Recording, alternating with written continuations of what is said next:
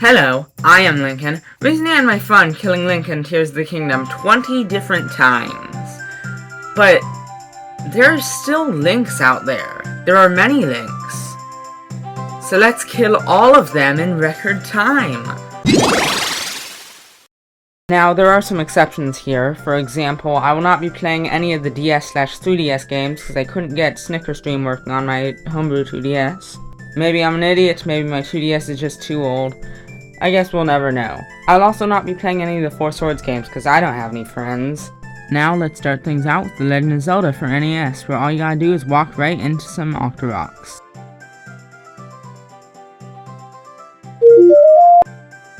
Yeah, keep in mind you're never going to be able to hear the audio because my computer sucks and it can't record audio and visuals at the same time in OBS Studio without literally breaking and crashing everything. So yeah, just keep that in mind. Now on to Zelda 2, where I accidentally exited my first random enemy encounter, but then died on the next one. On to A Link to the Past, where I named myself G because that's the first letter the cursor landed on. My uncle traveled to the Hyrule Castle, and I traveled up to it. While I've only really played this game like 3 times before and never made it that far, I really know how to get through the start. I went through the secret entrance on the side of the castle, and I found that my uncle was dead. I suppose that makes it his 4th time dying. Then I found this soldier guy, and he did a good job at killing me.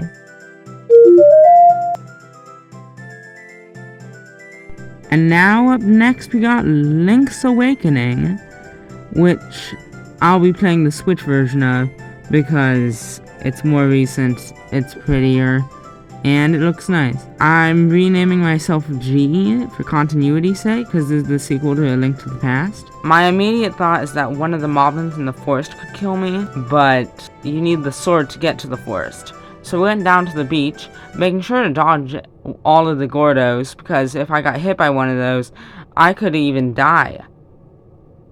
Wait a minute. I forgot what I was thinking about. Anyways, I got the sword, an owl showed up, the owl left, and then I made my way to the Moblin area.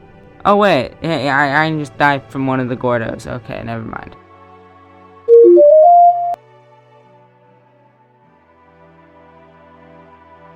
Now it's pretty important to mention that I'm only counting a death that is caused by an enemy as a death, because then all the 3D games would just be fall damaging your way to death, and that's just not very fun. So it's really just seeing how long it takes for an enemy to show up. You also might be noticing that everything is super laggy. This is also because my computer is terrible and it can't do anything right. Unfortunately, I was playing this on the OBS screen because I don't have an HDMI splitter, so I just had to play with the footage that you're seeing. So this actually slowed me down because what you're seeing right now is what I was seeing while I was playing the game, so that I'd make motions before I can see what motions are happening, which often made me just jump off of ledges and stuff. As the game's movement systems become smoother, it becomes way less of a problem. So Ocarina of Time takes place before A Link to the Past, so it only makes sense that I named my character in this game F rather than G. To get to the first enemy, which is a Deku Baba, I need to get a sword, collect 40 rupees, and buy the shield. This actually took me quite a while because, again, my computer is the worst and I can't walk in a straight line for the life of me. The camera angle would dynamically change once I had already put in the motion for the frames that hadn't happened yet. So the lag really ruined this run for me. I mean, just watch me suffer, and not in the ways that I want to. It's lagging and lagging and lagging even still. A frame rate so low, it's hard to get killed. Input delay, can't walk straight, nothing works. This challenge just showed me my computer's the worst. Genuinely, it is a struggle to be out there collecting 40 rupees. A frame rate so bad it could even make you cry. Who thought that this could make it even harder to die? So, with my struggling computer setup, I felt it would be only fitting to get the final 5 rupees in the hardest way possible with how laggy it is, and that is walking across the bridges from Saria's house. And surprisingly, I did it almost first try. I never do this first try. I never do it in general. It's just too difficult to walk straight, even when it's not lagging and you can't tell which way you're facing. But regardless, I did it. I bought the sword and shield, I bypassed Mido, and I went to go give a Dekuwala a hug. It only took me a measly 15 minutes. Oh wow, I thought that was a really long time to finally be able to die in a Zelda game. I was so wrong.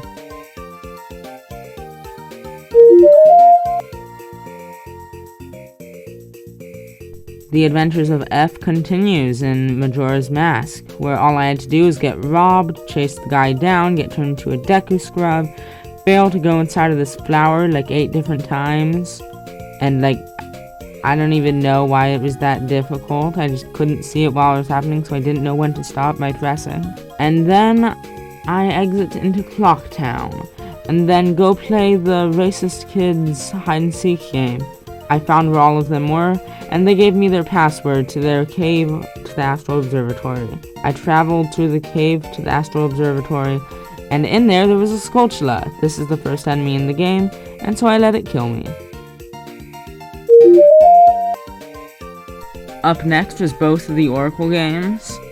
They were both really similar as always. We get taken to this woman who either sings or dances, and then main villain comes and attacks and sends everyone flying away or something like that.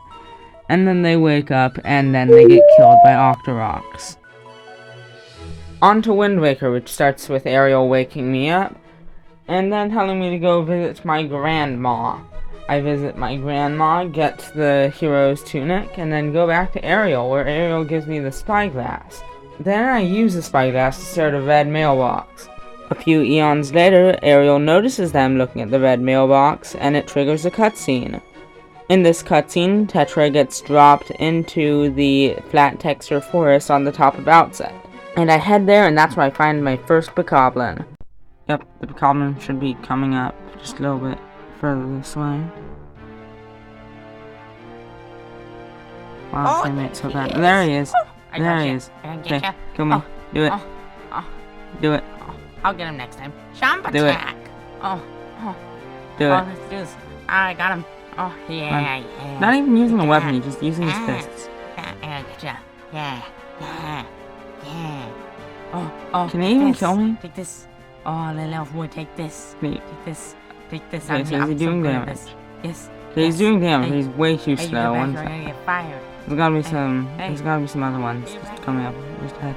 Oh, who are fighting this time? There they are. Versus Daisy and Betty from Earth. Let's go. There they are. There he is. Who's it gonna be? Who's it gonna be? Oh, it's a little elf boy. Okay, come on. Take this and this and this. Let's and go. This Let's and Yep, go. there we go. Did it. Oh, let's Thank go. you. We did it. Minish Cap starts with Zelda taking us to the Picori Festival, where Zelda makes the deliberate choice to talk to literally every single one of the vendors. But not to worry, Zelda got taken care of quickly. I guess that means we can now get killed by short, pathetic-looking Capcom Octoroks.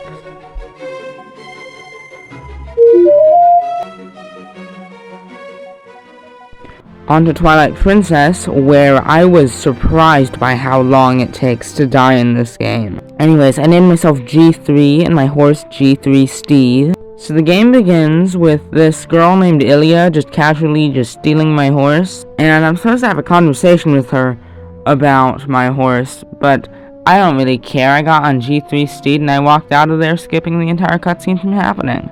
Then I had to go herd some goats. Took an embarrassingly long amount of time to realize I had to talk to the guy to start the game to herd the goats, and I was just herding goats that couldn't be herded. Then I go to bed and get woken up by these kids, Tallow, Mallow, and Beth. Mallow being the best of all of them. They tell me that there's a slingshot in the store for 30 rupees, so that makes it immediately apparent that I need to get the slingshot in the store for 30 rupees. So I go to Orden Village, where I'm greeted by this woman who wants me to get her baby cradle from a monkey who stole it by sending an owl to go take the baby cradle from the monkey.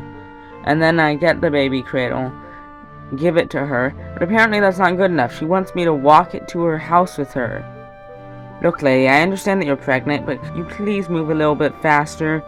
I'm really looking forward to dying.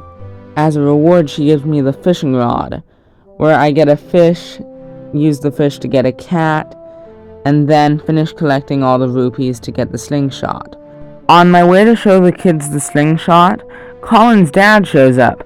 I skip his dialogue, but what his dialogue does say is that he left a surprise for me inside of my house.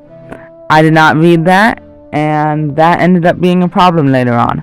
But that doesn't matter. I show the kids the slingshot, do the slingshotting minigame, and then they go ask to see what Colin's dad got. Now, I didn't know that Colin's dad got anything because I was skipping through dialogue. So I looked around for Colin's dad because they never said it was going to be in my house. While I was looking for him, I discovered that you can pick up the dog and you can hold it like properly, and it's so cute. Oh.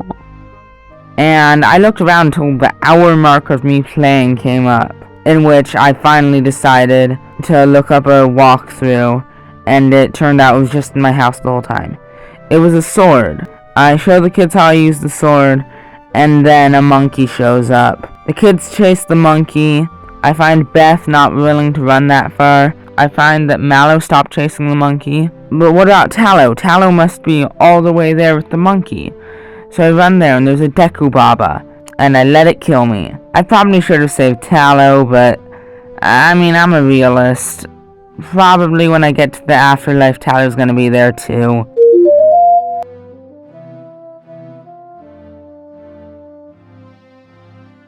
On to Skyward Sword, where I forgot how to exit the Knights Academy, so on my way out, I accidentally went to go take a bath and use the bathroom.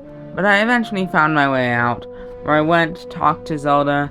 Possibly I skipped all the cutscenes. I spoke to Groose, and then I went to go get my sword. You could just walk out without sword training. Then I went to the cave, where I got slowly attacked to death by Keese. Now on to Breath of the Wild. My copy of Breath of the Wild, I think, is in my Switch case. But my Switch case is one of those things that doesn't appear unless you're not actively looking for it. And after 3 days of actively looking for it, I feel like I should just move on to Tears of the Kingdom. Pretend I'm dying to the Guardian by the remote bomb shrine. Yeah, pretend that's happening right here. Yeah. There's 2 ways to do Tears of the Kingdom. 1, you could get beaten to death with the Keese in one of the first rooms, or you could get to the Great Sky Island and get defeated by a construct. I decided to do both of them and just make the score whatever one of them is faster. I first decided to do the construct one, where there is a lot of unskippable cutscenes at the start of the game, but eventually I was able to make it there pretty quickly. But not as fast as the Keese. While they went much faster than I thought, they still weren't going fast at all. They had to hit me 120 times to defeat me, and they miss occasionally, and they go really slowly. Eventually, it did happen though, and it ended up being faster, so I guess it's a score now. And Zelda couldn't care less, the fact that I died. Oh, Link, look at those guys, they could kill you. Walk up to them, let them kill you. Link, what are you... Link.